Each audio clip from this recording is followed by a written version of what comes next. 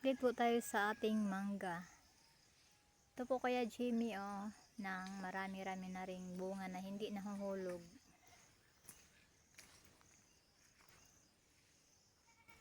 Mga malalaki na.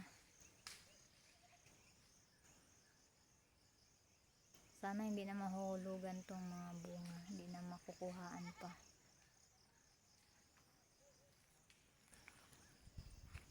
Ito naman sa ating hagdan-hagdan.